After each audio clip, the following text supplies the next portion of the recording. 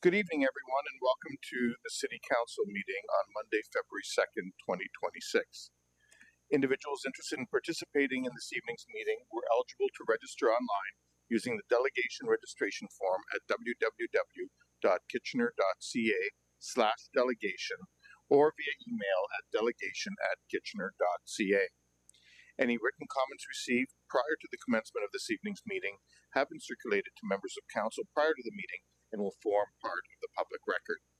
The meeting live stream and archive videos are available at www.kitchener.ca/watchnow. Before we begin this evening's meeting, I'd like to acknowledge that this evening we're gathering on the traditional territory of the neutral Anishinaabe and Haudenosaunee peoples. We recognize our responsibility to serve as stewards for the land and honor the original caretakers who came before us. Our community is enriched by the enduring knowledge and deep-rooted traditions of the diverse First Nations, Métis, and Inuit in Kitchener today. I'd now like to invite everyone to stand for this, as they're able, for the singing of our national anthem.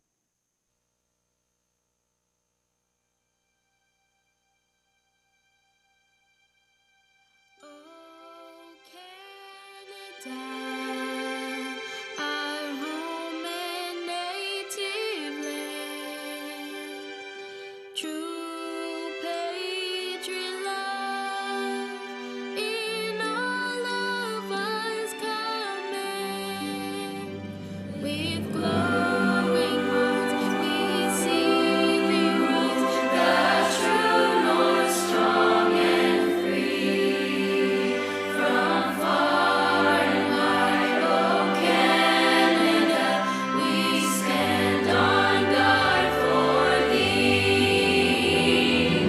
God keep our land glorious and free. Oh Canada, we stand on guard for thee. Oh Canada, we stand on guard for thee.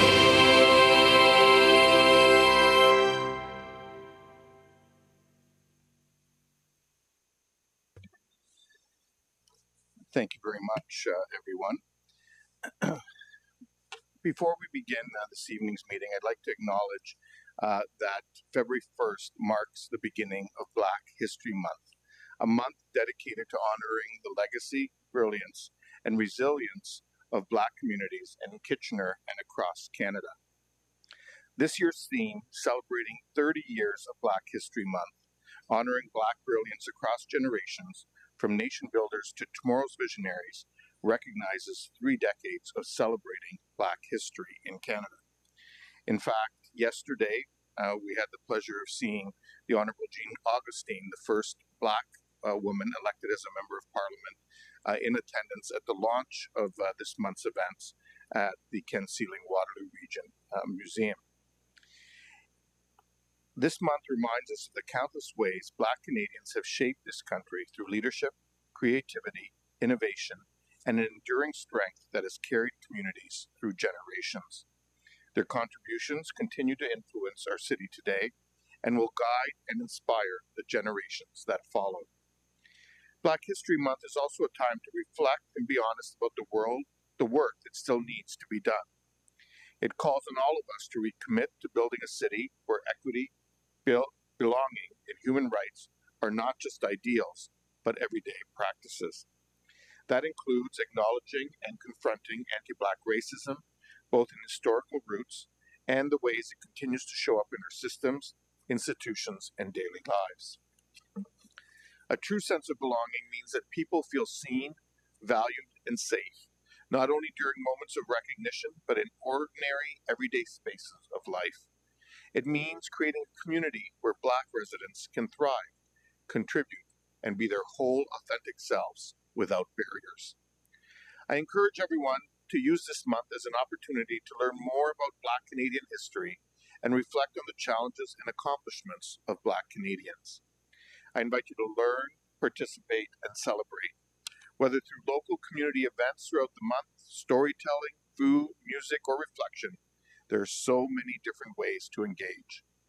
Let us all commit to building a Kitchener and a world where everyone feels they belong and where every person has the freedom to live with dignity, pride, and possibility. And now, please join me and our council as we listen to the Hymn of Freedom to honor and celebrate the perseverance, strength, and rich heritage of African, Caribbean, and Black members of our country.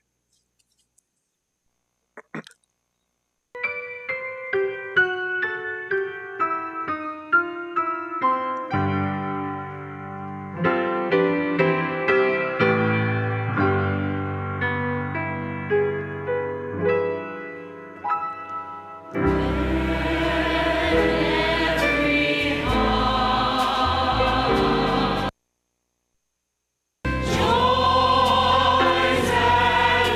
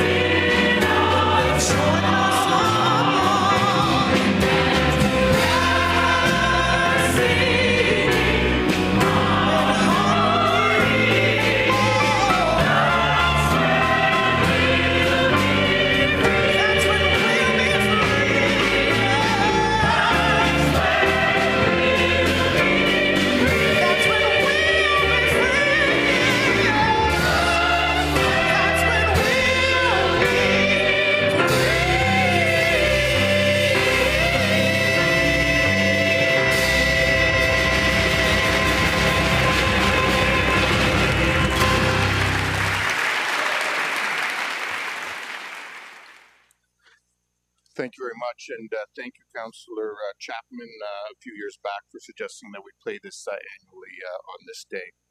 We'll move to item 2, minutes for approval. It's been moved by Councillor Singh that the minutes of the regular meeting held January 12th, 2026, and the special meetings held January 5th, 12th, and 2026 as mailed to the Mayor and Councillors be accepted. All those in favor? Any opposed? That's carried. Are there any disclosures of pecuniary interest? There being none, you'll note the communications that are referred to file. And we'll now go into presentations, and I would like to invite Bethany Pierce forward, our Supervisor of Older Adult Services, to present the Age Friendly Community Award.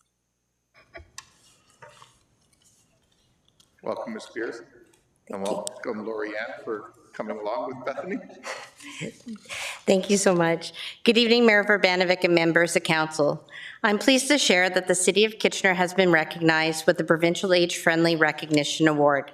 This honor reflects our ongoing commitment to creating a city where people of all ages and abilities can thrive. This recognition celebrates communities across Ontario that are leading in accessibility, inclusion, and age-friendly planning. It reminds us that when we design a community that supports older adults, we create places that work for everyone. This recognition would not have been possible without Council's support through the 2023 budget. Before this investment, the city-led older adult programs were offered in just 5 community centres. With Council support and the dedication of our staff team, we are now delivering program in 13 community centres, as well as Grand River Recreation Complex and Dune Valley Golf Course. The growth has been significant. Previously, we offered between 90 and 115 programs per session, and I'm pleased to report that this upcoming spring, we will be offering 384 programs.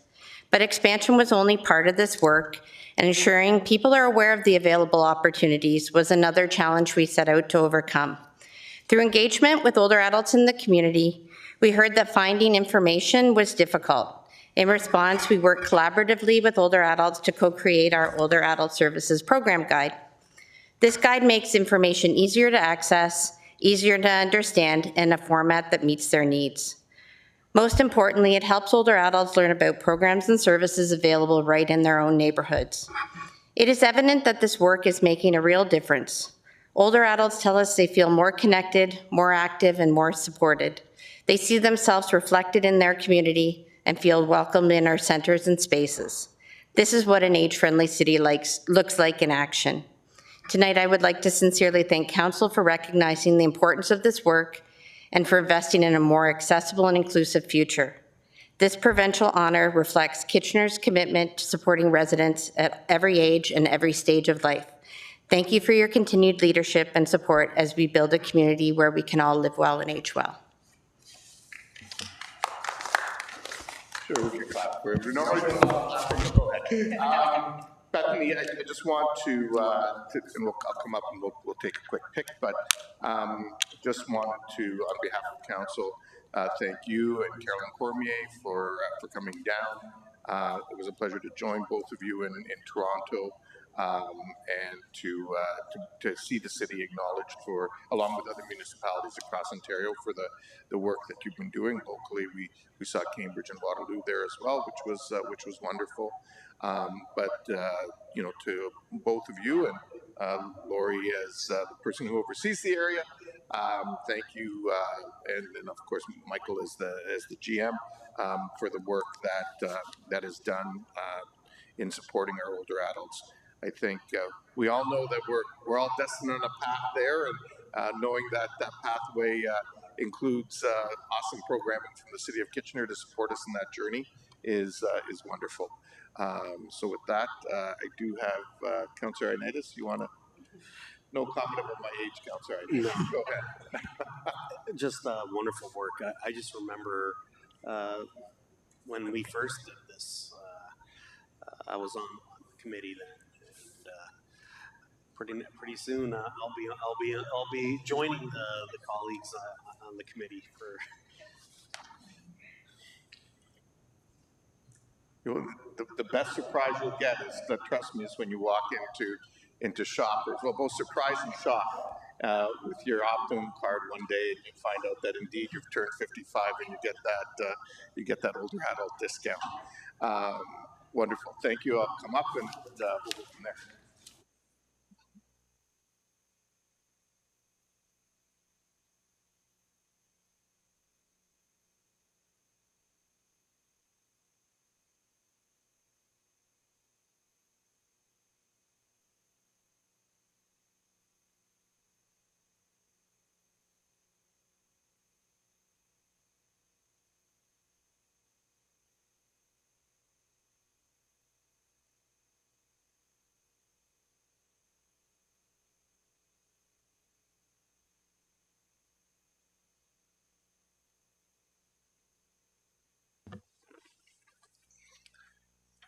Okay, thank you very much. So we do have one delegation.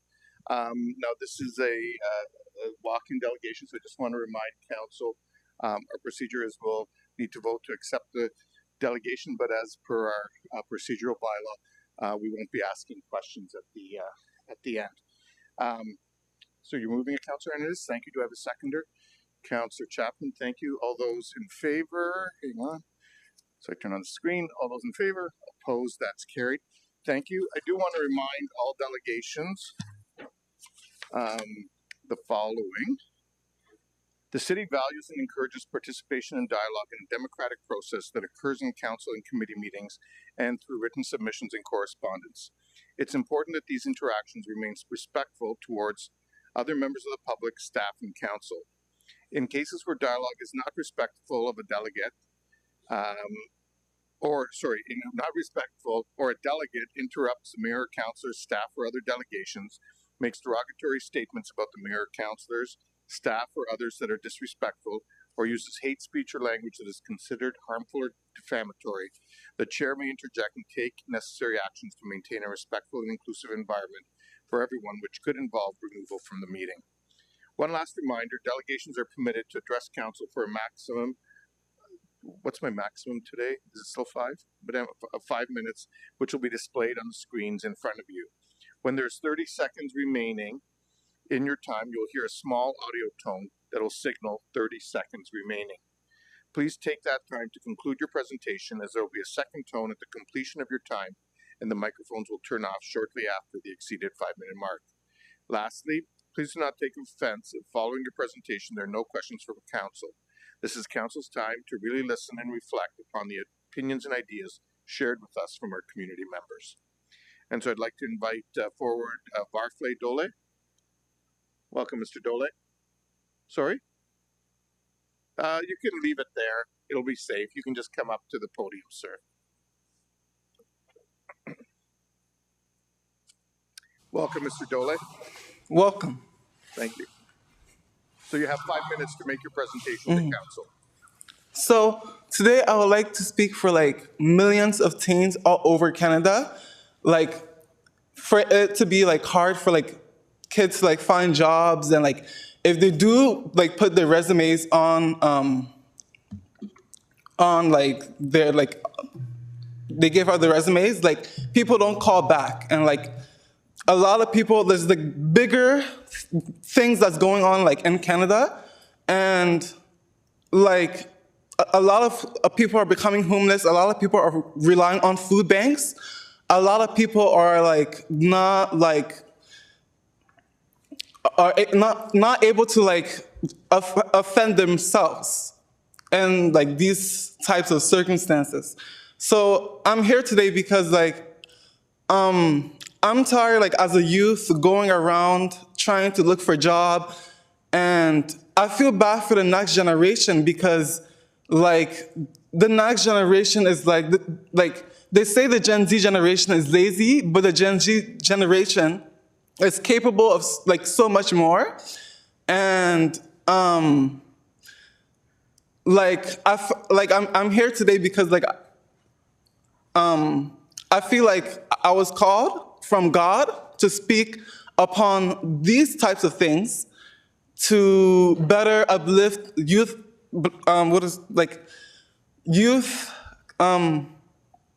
job opportunities, but the homelessness that's going on, that's rising, than Saw or Rose, or like there's like way worse things that's going on in like KW. So I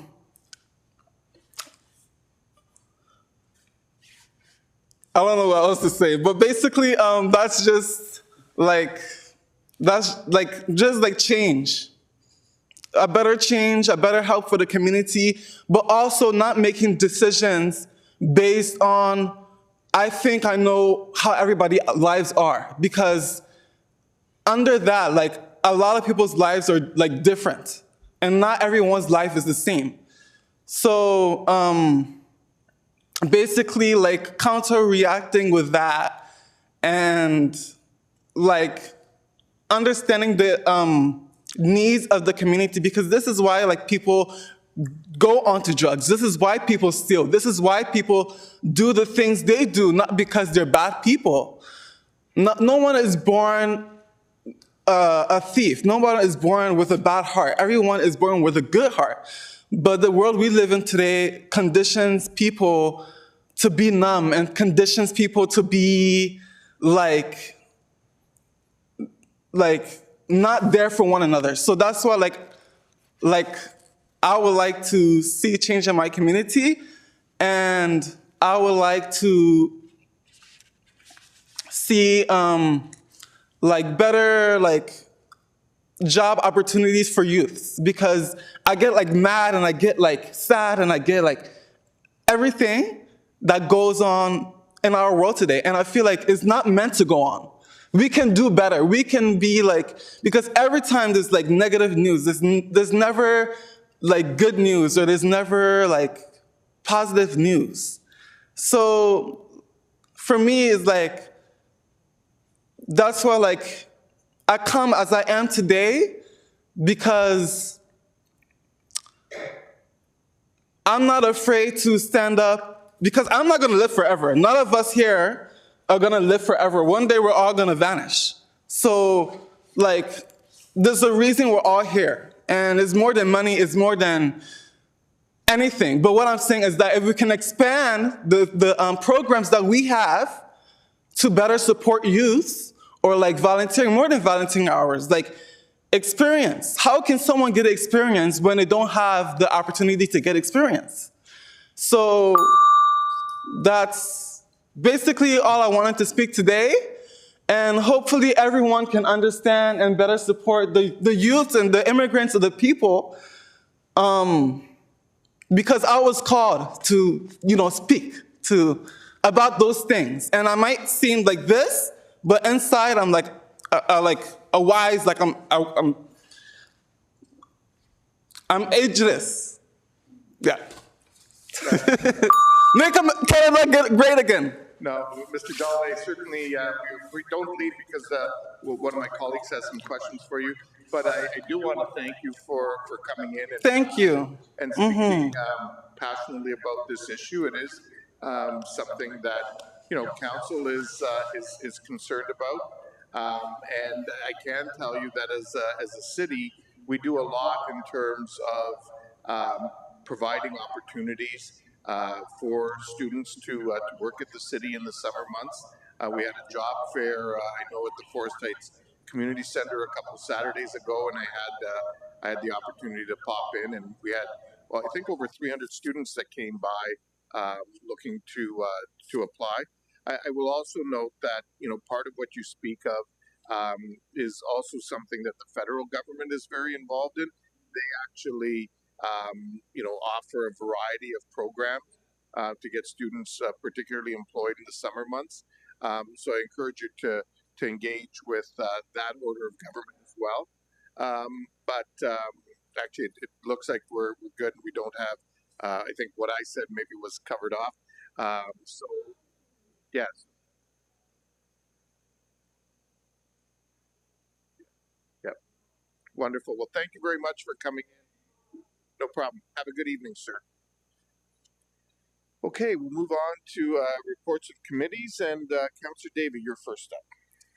Thank you. It's been moved by myself. I didn't turn you off. Councillor Davey, try again. I know you would never. It's been moved by myself and seconded by Councillor Ioannidis that the three items from Finance and Corporate Services Committee be adopted. Well, maybe accidentally once, but never again. With that, it has been moved and seconded. Any discussion? All those in favor? Opposed? That is carried. Any unfinished business? There being none. Any new business? I'm not going to get a lot into it today, Council. I will just note, no doubt everyone continues to follow the regional water issue, and I know our staff are working hard on that. I think we hope at the next committee meeting to have a bit of an update in this portion of the meeting for council going forward. Any questions and answers? Councillor Stretch. Yes, thank you. I first off wanted to recognize the winter season that we're having. Just in snowfall alone, in 2024, we saw 67 centimeters, and so far this summer we've seen 157 centimeters and counting of snow that's fallen, which has had a huge impact on our operations team, as well as many other teams, roads, parks, fleet, communications, customer service, our OMC staff. And so we've also seen an increase of declared snow events. Last year we saw 6. This year we have seen 8, and both of these winters have been exceptionally high comparatively. I think the last winter that even comes close was 2008. And so wanted to recognize some of the outstanding and seemingly never-ending work done by staff and operations around snow. But I guess I am curious, and I'd like to ask staff to share some lessons learned from this winter and our winters past. Just to look into potential service delivery improvements. What have we learned and what can we do better as we go to move forward? I know, at the city we're always looking for ways to up our service levels and ways we can improve. And through these extreme winter conditions, I'm curious if a report just an information report could come back to council. Timing wise, I'm open to suggestion, but sometime much later once workflow has Well, decreased. I'll turn the floor over to Ms. McGoldrick, but I know this is also part of just the normal course of business that staff do every year. And thank you for acknowledging, before I give the floor to Ms. McGoldrick, for the great work that staff have been doing. It has been incredible. In fact, the University of Waterloo weather station just this morning, I woke up to news. I think the number was actually over 200 centimeters as of the end of January, which is the largest snowfall up to the end of January in the history of the U of W weather station, which I think goes back to something in the 1950s or something. So it's huge. And Ms. McGoldrick, maybe you can remind us, but I think I saw something that we have trucked from snow loading 3.5 times the amount of snow that we, and I can look it up while you're talking, 3.5 times the amount of snow that we did last year so far this year. It was something like 3,000 trucks of snow or something, but I'll let you talk and I'll look up that stat. Go ahead. So through you, Mayor, and to Councillor Stretch, thank you for recognizing the extreme nature of this winter and the work of the team. And it is a team. You named several groups across the city that collaborate to deliver service to the residents of Kitchener. And we are only about 50% through this winter period. And so as Mayor Verbanovich said, we are at a record level of snowfall for a winter period on record at the UW station, and we're only 50% through. But the good news is today was Groundhog Day, and Wyerton Willity is predicting an early spring, so there is some hope. But as the mayor mentioned, we do regularly assess and debrief after these more significant winters. Last year, you'll recall, we had a very significant February into March with, again, significant snowfall in a very short time period. From there, we took lessons learned around improvements to the way we execute on significant weather events and also improvements to our assisted services program. And likewise, this year we will be doing a deep dive in terms of the lessons learned and some of the based. I'm happy to provide an information report back to council to share those lessons learned. We would be looking at things such as where there may be some service level opportunities on known pain points, resourcing to provide surge capacity during prolonged extreme winter events, looking at our road salt contract to see if improvements can be there because we have seen challenges, use of technology, other communications and coordination. So this would all inform an information report back to council. And then Councillor Stretch, you were asking in terms of timing. We could provide a report back by end of June. Sounds good. Okay, thank you very much. Just on that data piece, I had it up here. As of January 29th, we have snow loaded 60,726 cubic meters of snow. And if you're to our snow storage and disposal facility on Battler Road, and if you're wondering what that amounts to, it's 3,123 truckloads, which is 3.5 times the amount we moved this year compared to the same point last year. So huge amount of work. Well done, team. Okay, Councillor Johnson, you're up next. Yes, thank you, Mr. Mayor. And my question goes along with what Councillor Stretch was asking as well. Last month, I had asked about the salt shortage and what the city was doing around that. Wondering if you can talk to that directly, but also to talk about the strategy behind how we're plowing the residential roads this year. I think that would be really helpful for residents. I know you're going to bring back a report, but I think people would like an answer about that now, if possible. Ms. McGoldrick, sorry. Yes, through the mayor, and as reported by several municipalities and throughout Ontario, we did see a very early winter, and with that, greater demands on salt production and supply to area municipalities, but also other contractors and service providers. So we've been very closely monitoring our salt use. We've been working with our supplier to have just-in-time delivery into the city's salt dome.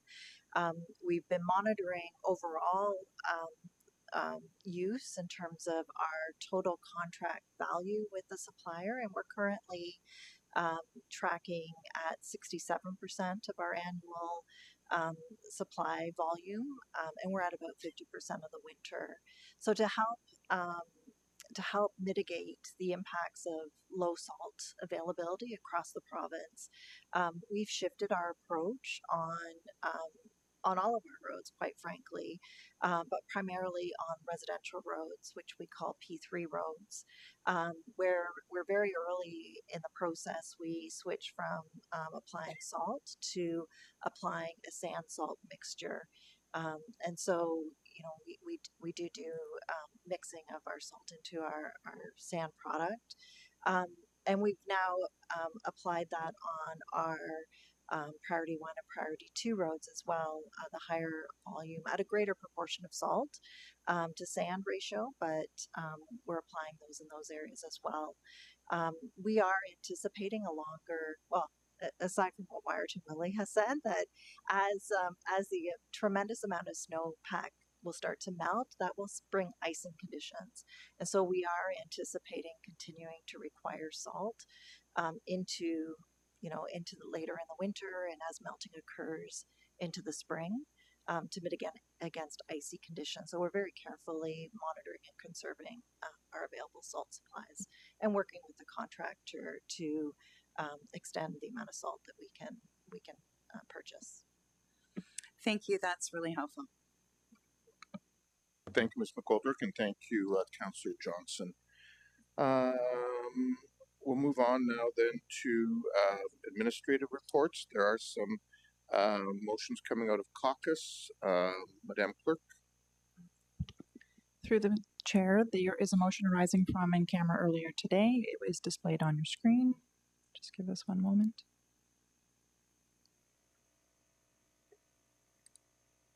And it's pertaining to a city property acquisition, moved by Councillor Stretch, seconded by Councillor Deneau. Any discussion? All those in, just hang on one sec. All those in favor? Any opposed? That's carried unanimously. Motion on council compensation review. Do I have a mover? Councillor Waduni, seconded by Councillor Ioannidis. All those in favor? Opposed? That's carried. Motion for 3 readings of the bylaws, moved by Councillor Chapman, Councillor Waduni. All those in favor? Opposed? That's carried. Motion to adjourn, Councillor Schneider, Councillor Johnson. All those in favor? Opposed? That's carried.